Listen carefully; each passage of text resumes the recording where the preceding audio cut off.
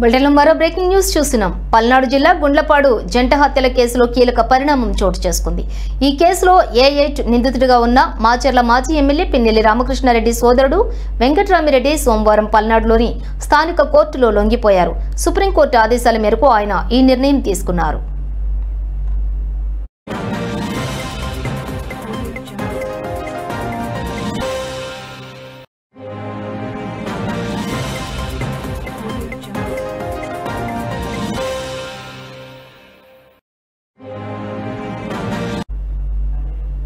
సోమవారం మధ్యాహ్నం ఒంటరిగా కోర్టుకు వచ్చిన వెంకట్రామిరెడ్డి న్యాయమూర్తి ఎదుట లొంగిపోనున్నట్లుగా తెలిపారు.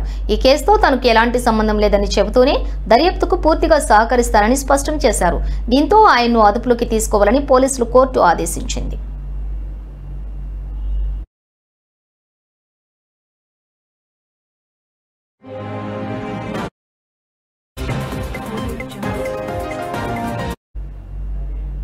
ఇక ఈ జంట హత్యల కేసులోని పిన్నెల్లి సోదరుడు A8, A9 నిందితులుగా ఉన్నారు. గతంలో హైకోర్టు నుంచి ముందస్తు బెయిల్ పొందగా దానిని పోలీసులు సుప్రీంకోర్టులో సవాల్ చేశారు.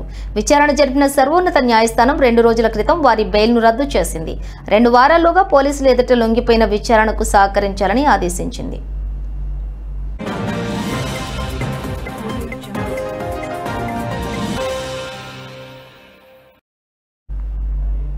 ఇక వెంకట్రామిరెడ్డికి లొంగిపోయినప్పటికీ కూడా ఈ కేసులో ప్రధాన నిందితుడిగా ఉన్న మాజీ ఎమ్మెల్యే పిన్నెల్లి రామకృష్ణారెడ్డి ఇంకా లొంగిపోలేదు. సుప్రీంకోర్టు విధించిన గడువు ఇంకా ఉండటంతో ఆయన హైదరాబాద్ లేదా బెంగళూరులో ఉన్నట్లుగా ప్రచారం జరుగుతోంది.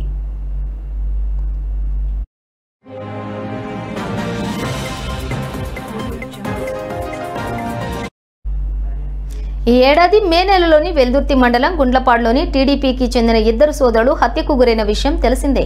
ఈ ఘటనలో మొత్తం 10 మందిపై కేసు నమోదు కాగా పిన్నెల్లి సోదరుడు కూడా నిందితులుగా ఉన్నారు. వెంకట్రామిరెడ్డి లొంగుబాటుతో కేసు దర్యాప్తు వేగవంతం కానుంది.